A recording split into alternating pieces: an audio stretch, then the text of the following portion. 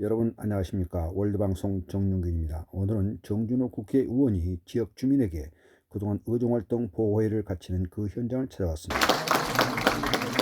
지금 막 정준호 의원이 소개를 받고 의정보호회 단상에 올라서고 있습니다. 세 번째인데요. 할 때마다 떨립니다. 감사합니다. 우선 시작하기 앞서 우리 이건태 의원님 오셔가지고 제가 깜짝 놀랐는데 정말 바쁜데 지역 일정 다 지금 미루시고 여기 오신 거예요. 제가 깜짝 놀랐습니다. 그 지도부가 지금 몇 자리가 비어 있는데 최고위원 지금 출마를 지금 결심하셔가지고 한 번만 좀 격려의 박수 한번 올려줄까요? 네. 시작하도록 하겠습니다. 1년 반 전 국회의원 6월 당선이 되고 바로 1년 전에 내란의 밤이 있었습니다. 그리고 대통령 선거가 있었죠. 우리 이건태 의원님과 함께 이재명 대통령 당선을 위해서 정말 열심히 했었습니다. 이 앞에 서 있는 게 전데요. 국회의장도 담을 넘어가시고 많은 의원님들이 이렇게 국회를 진입하시는데 힘들어하셨는데 저는 좀 특이하게 들어갔었습니다. 정문으로 여기 있는 전경들 밀어내고 당당히 걸어 들어갔었습니다. 어떻게 되냐면요. 어려서부터 제가 보던 게 좀 있었는데 항상 우리 대학생 형들, 누나들 데모할 때 보면은 전경들과 대치할 때 보니까 이렇게 세 줄로 이렇게 항상 전경들이 서 있는 걸 봤었어요. 맨 앞줄은 방패를 들고 있고요. 두 번째 줄은 스크럼을 짜가지고 벽을 만듭니다. 밀리지 않게. 맨 뒤에 있는 세 번째 줄 사람들은 기다란 경찰봉을 들고 공격을 합니다. 보고 듣고 잘한 게 있어가지고 두 번째 줄, 세 번째 줄을 봤는데 세 번째 줄에 경찰봉이 없어요. 아, 맞진 않겠다 생각을 해가지고 국회의원이 왜 국회를 못 들어가냐, 열어라 이렇게 얘기를 소리를 치고 있었더니 저 또래의 젊은 시민분들 한 5분이 오시더니 국회의원 맞으시죠? 그러니까 밀어드릴까요? 그래서 밀어주신다고요? 그때 뚫고 들어가라는 거죠. 그래서 방패에 팔꿈치를 이렇게 딱 댔더니 한 10명 정도 되는 시민들이 갑자기 제 등을 막 밉니다. 그러니까 이 한 20명 정도 되는 전경들이 으르르 쓰러졌어요. 그 틈을 타가지고 제가 당당히 걸어 들어왔었습니다.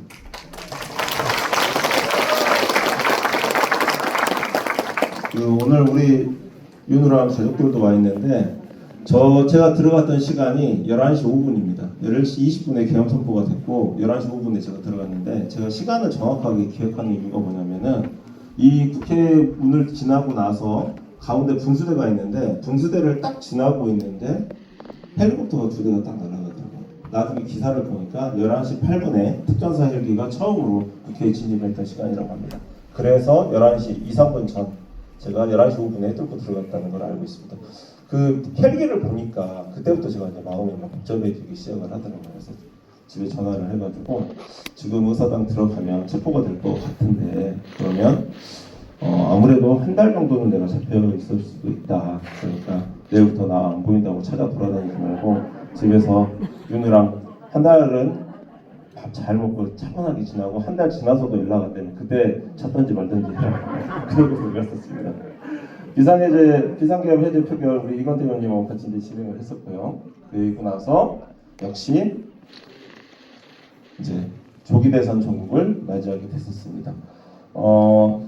사실 아까 말씀드린 것처럼 이재명 대통령이 대통령 당선되기 전부터 여러 가지 사법 리스크가 있었는데 그 사법 리스크를 총괄적으로 관리를 해주신 분이 우리 이건태 의원님이세요. 근데 우리 이건태 의원님이 저 좋아하신다라고 말씀을 해주셨는데 그래서 실제로 여러 가지 사건 관련해서 제가 위증교사 사건은 대응팀장 맡기도 했고 선거법 이제 항소심 사건에 있어서는 항소 이유서도 제가 같이 검토도 하고 이런 식으로 내용을 좀 했었습니다. 되게 어려웠던 사건이 이제 위증교사 사건이었는데요. 선거법은 잘 될 줄 알았다가 1심 유죄가 나와서 되게 많이 당황을 했었고 그때 위증교사 사건은 이제 위증과 관련된 내용은 법정 구속이 많이 될 수도 있기 때문에 이게 대통령 그 당시 이재명 대표가 법정 구속되는 거 아니냐라고 해서 걱정이 많이 됐었습니다. 관련돼서 위증교사 관련된 내용을 다 꼼꼼히 검토를 해가지고 왜 무죄가 나올 수밖에 없는지 제가 유튜브도 만들고 영상도 만들고 일타강사 버전으로 내용을 좀 말씀을 해드렸습니다. 그래서 실제로 그 내용대로 무죄가 나왔었고요. 그래서 우리 이건택 의원님 비롯해서 많은 의원님들과 대표님으로부터 참 고맙다라는 얘기도 많이 들었었습니다. 대선 캠프에서는 아까 말씀드린 것처럼 경선에는 우리 박경택 의원님과 함께 민주당 광주 의원님 중에 2명이서 우리가 법률지원단 들어가서 진행을 했었고, 그 본선 캠프에서는 말씀하신 대로 신속대응단 리박스쿨 사건 잘 기억하시죠? 예, 마지막에 그거 준비 잘 해가지고 우리 대통령한테도 제가 칭찬도 많이 듣고 그랬었습니다.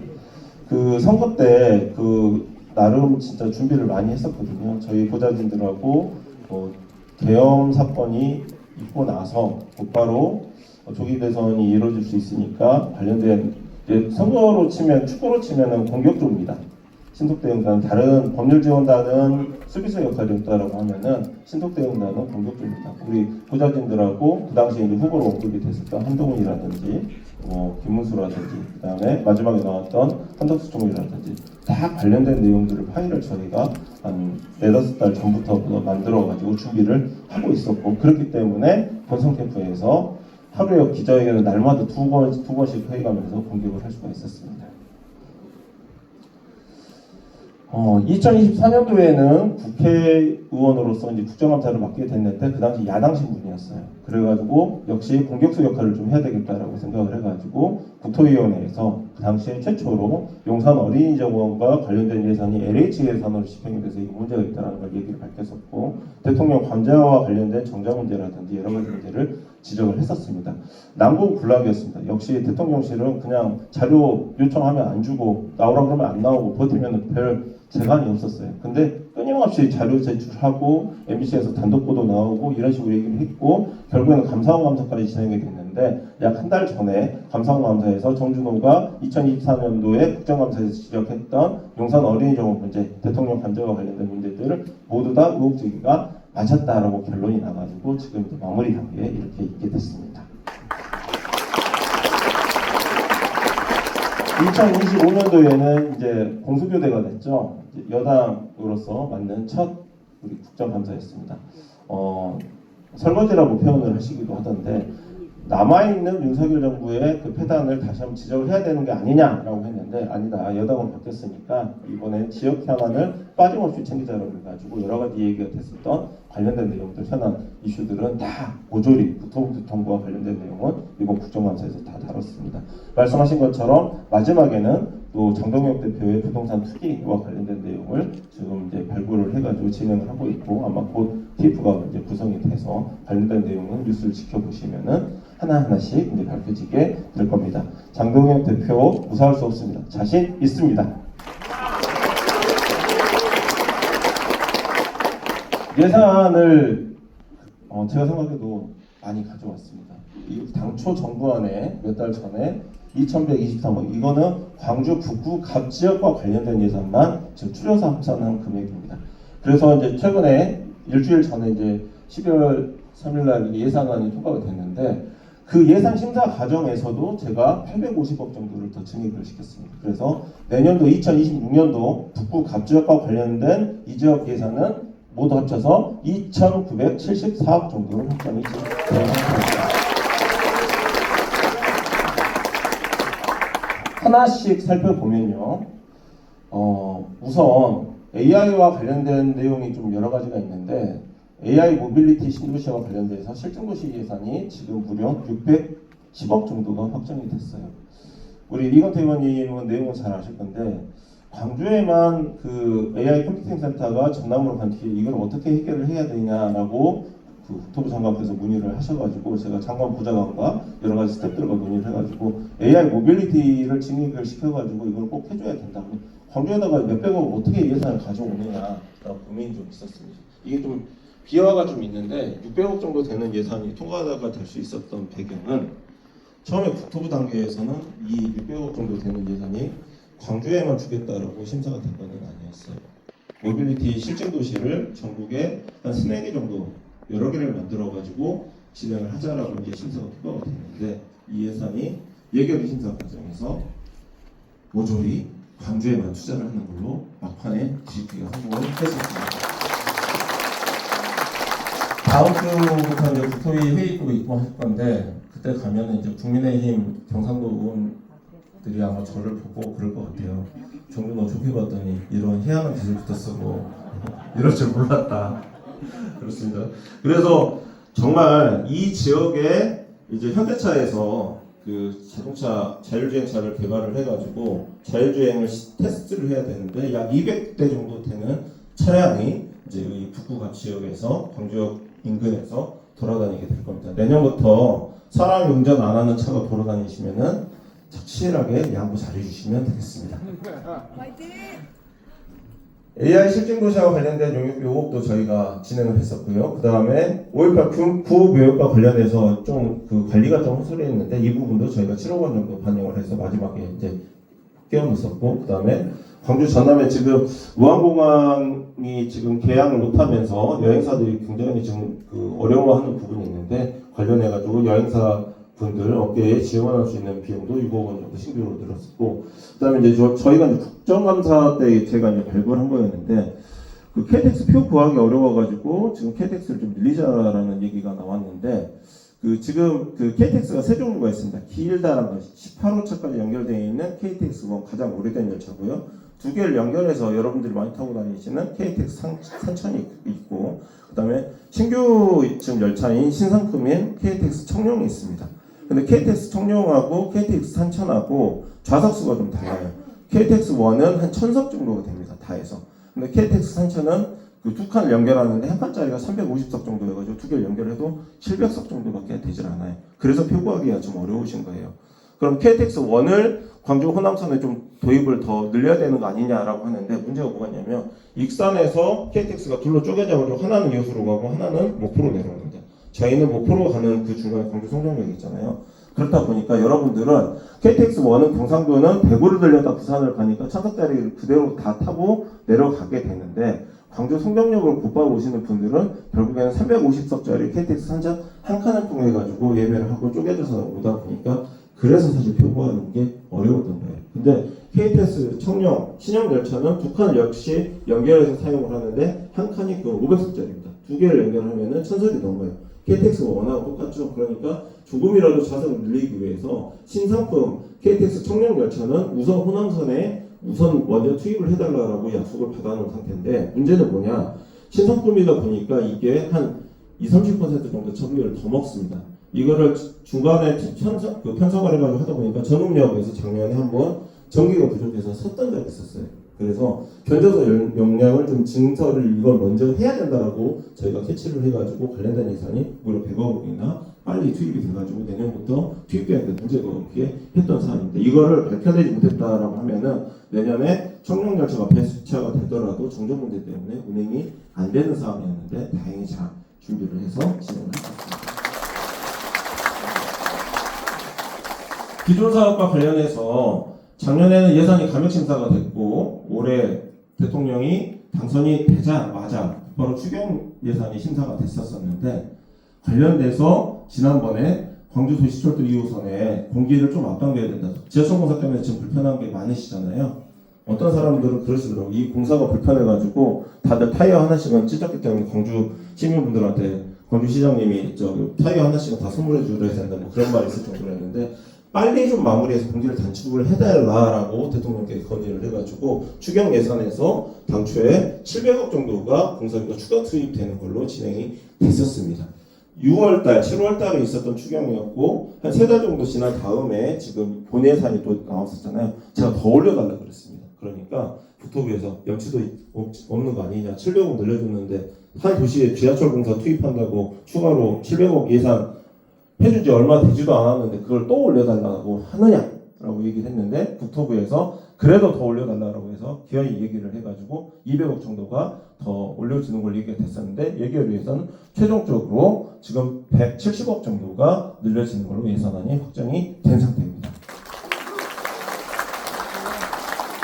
하도 올려달라고 했는데 그 국토부하고 해결을 해서 그래요. 어떻게 한 도시에다가 1000억 넘게 지하철 공사비를 투입을 해주냐. 다른 데는 지하철이 지금 없는 동네도 많은데 그래도 결국엔 올 한 해만 제가 그래도 국회의원 되고 나서 한 870억 정도가 지하철 공사비로만 증액되게 되었습니다. 광주 목포와 관련된 이제 전남 지역에 국토위원이 없다 보니까 저도 나머지 부분들을 이제 좀 챙기게 됐는데요. 그 호남선, 그 광주 목포 구간도 200억 정도가 이번에 더 증액이 되게 됐고요. 그 다음에 지금 이 광주 송정역에서 이제 순천으로 가는 이제 그 경자선 부분이 얘기가 됐는데 이 부분과 관련돼서도 비용을 증액을 했었고, 대중교통비는 이제 KBS라고 하는데 지금 그 지하철이나 버스 타고 다닐 때 다 교통카드 지금 쓰고 계시잖아요. 이게 전국 통일령으로 이제 진행이 되게 됩니다. 그러면은 한 6만 원 정도를 내게 되시면은 한 달에 수백 번 버스를 타시고 하셔도 정액권으로서 이제 도입이 되게 됩니다.